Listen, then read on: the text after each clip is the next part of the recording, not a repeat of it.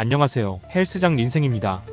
오늘은 많은 운동인들이 궁금해하시는 운동 전 카페인 섭취에 대해 자세히 이야기를 나눠보도록 하겠습니다.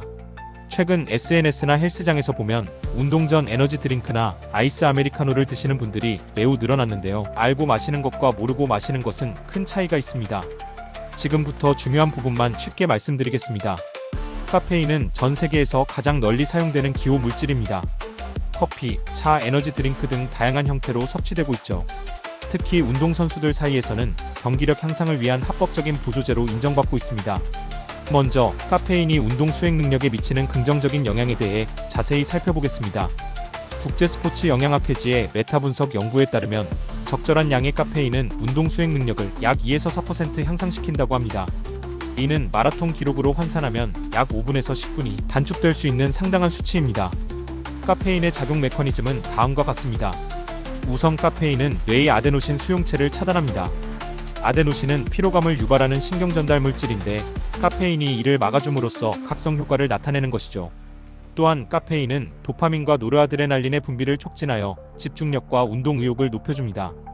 더 놀라운 것은 카페인이 지방 분해를 촉진한다는 점입니다. 2019년 발표된 연구에 따르면 운동 전 카페인 섭취는 지방 산화를 최대 13% 증가시킬 수 있다고 합니다. 이는 체지방 감소를 목표로 하는 분들에게 특히 좋은 소식이 될 수 있습니다. 근력 운동에서도 카페인의 효과가 입증되었습니다. 벤치프레스나 스쿼트 같은 대근육 운동에서 1회 최대 중량이 평균 3% 증가했다는 연구 결과가 있습니다. 또한 고강도 인터벌 트레이닝에서도 운동 지속 시간과 반복 횟수가 증가하는 것으로 나타났습니다. 하지만 여기서 반드시 주목해야 할 점이 있습니다. 바로 개인차입니다. 카페인 대사 속도는 유전적 요인에 따라 크게 달라질 수 있습니다. 일부 사람들은 카페인을 빠르게 분해하는 반면 다른 사람들은 더 느리게 분해합니다. 이는 곧 같은 양의 카페인을 섭취해도 그 효과가 사람마다 매우 다르게 나타날 수 있다는 의미입니다. 또한 과다 섭취 시의 부작용도 간과할 수 없습니다. 빈맥, 불안감, 혈압 상승은 물론 심한 경우 구토나 현기증까지 발생할 수 있습니다. 특히 불면증이나 불안장애가 있는 분들은 더욱 주의해야 합니다. 최근 한 연구에서는 과다한 카페인 섭취가 코티솔 분비를 증가시켜 오히려 근육 성장을 저해할 수 있다는 결과도 발표되었습니다. 그렇다면 어떻게 해야 카페인을 현명하게 활용할 수 있을까요?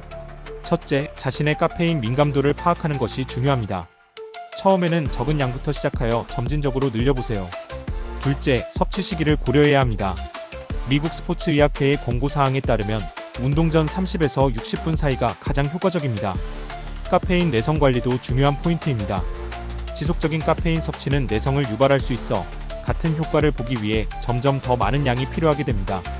이를 예방하기 위해서는 2에서 3주마다 일주일 정도 카페인 섭취를 중단하는 카페인 디톡스 기간을 가지는 것이 좋습니다. 수분 섭취도 특히 신경 써야 합니다. 카페인은 이뇨작용이 있어 체내 수분 손실을 촉진할 수 있습니다. 따라서 카페인 섭취 시에는 평소보다 물을 더 많이 마셔야 하며 특히 고강도 운동을 할 때는 더욱 그렇습니다. 마지막으로 강조드리고 싶은 점은 카페인이 마법의 약이 아니라는 것입니다. 충분한 수면, 균형 잡힌 영양 섭취, 적절한 휴식은 어떤 보조제보다도 중요합니다. 카페인은 이러한 기본적인 요소들을 보완하는 수단으로만 사용되어야 합니다. 결론적으로 카페인은 운동 수행 능력 향상에 분명한 도움이 될 수 있지만 개인의 특성과 상황에 맞도록 현명하게 사용해야 합니다. 본인의 컨디션과 민감도를 고려하여 적절한 양을 섭취하고 부작용에 주의를 기울이면서 활용하시기 바랍니다. 지금까지 헬스장 린생이었습니다. 감사합니다.